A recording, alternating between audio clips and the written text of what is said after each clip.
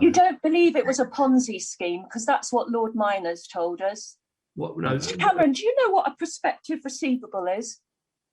Well, I've listened very carefully to the evidence you've been hearing over previous days, and the concept of prospective... That didn't involve any of the companies you just listed. When, during the height of the crisis, you were bothering ministers and civil servants, did you know that 90% of Greensill's business represented unsecured loans to high-risk borrowers, and half the time without any invoice whatsoever? Well, that's not a figure I reckon. Can I just ask you a question about the NHS?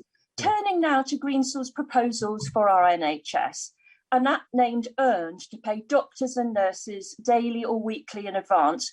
Do you accept that your lobbying of the NHS wasn't for its health, but for the health of Greensill's balance sheet? I wouldn't accept that for 1 second, because the whole concept of Earned in the NHS was that it was going to be free to not just the employee, but also free to the NHS itself. Greensill's own administration documents make clear, and I quote, "The commercial rationale for providing these services without profit was to create critical mass to enable Earned UK to sell to corporate entities, to generate revenues, and to provide cross-selling opportunities to the wider group."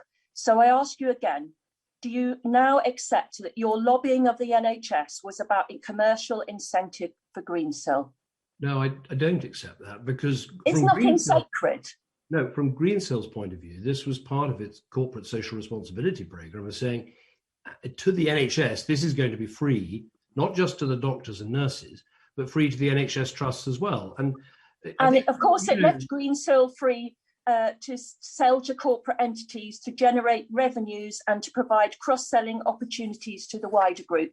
Not my words, Greensill's words. But you asked me about... Thank you. Thank you, Chair. I read your 56 messages, and they're more like stalking than lobbying. Looking back, aren't you at least a little bit embarrassed about the way you behaved?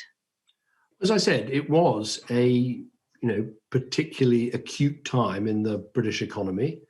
The government was introducing plans to try and help businesses. We thought we had a good idea.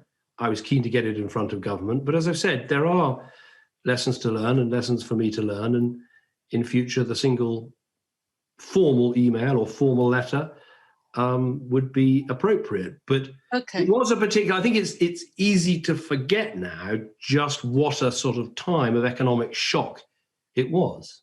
Many of us don't forget there were thousands of people dying at the time, and the country was in a serious situation.